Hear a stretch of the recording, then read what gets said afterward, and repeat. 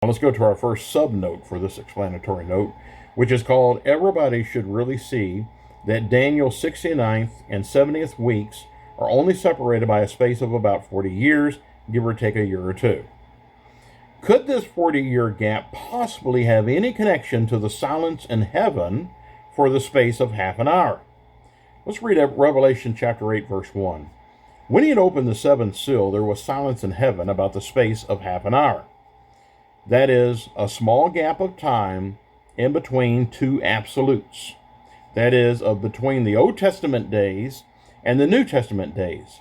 That is, our transitional overlapping period. Bringing in one covenant and taking out an old covenant. That's why I'm calling it transitional overlapping. But not only, but a time of suspense, building up to that terrible, notable day of the Lord, of when that would finally ensue, a period that the writers of the New Testament were anticipating as a soon-to-come event, of which soon-to-come event I'm certainly going to speak more on herein as well. So please stay tuned for that explanation. Some commentators also see the silence in heaven as an anticipation of a much larger horrific event also.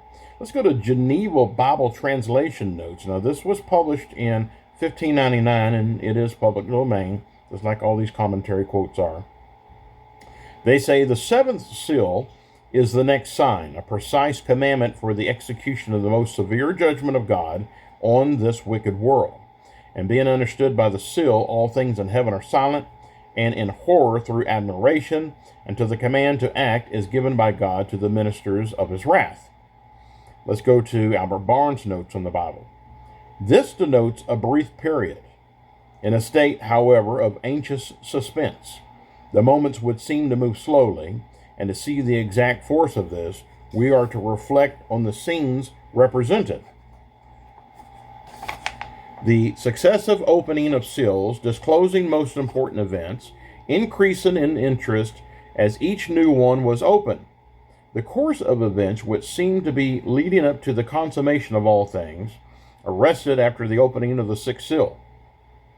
And now the last in the series to be opened, disclosing what the affairs of the world would be on the consummation of all things. Now, before I continue, I just want to add that throughout my book teaching series, I go over why the opening of these seals was fulfilled in the past. So please keep listening to my teachings on this so you can see why I'm saying all this. Now, this question concerning the half hour of silence is one that should be revisited after this whole book, this whole subject is done. And after I presented my full case of all this. For as I'm going to show herein, I see it again as that short space of 40 years in between the two absolutes of the Old and the New Testaments, near the end of which the fullness of time would be revealed by the marching of an enemy army up to the gates of Jerusalem as a final judgment and punishment against the evil remnant of Israel. Now, let's turn to Eusebius now. He's known as the father of church history. He was writing this book, The Church History, in about AD 260 to 340, somewhere in that area. And this is going to be book 3, chapter 5, verse 3. Public domain, of course. For instance, you can go to newadvent.org to see this for yourself. He says, "But the people of the church in Jerusalem had been commanded by a revelation, vouchsafed to approve men there before the wars of the Jews with the Romans, to leave the city and to dwell in a certain town of Perea called Pella. And when those that believed in Christ had come there from Jerusalem, then, as if the royal city of the Jews and the whole land of Judea were entirely destitute of holy men, the judgment of God at length overtook those who had committed such outrages against Christ and his apostles, and had totally destroyed that generation of impious men.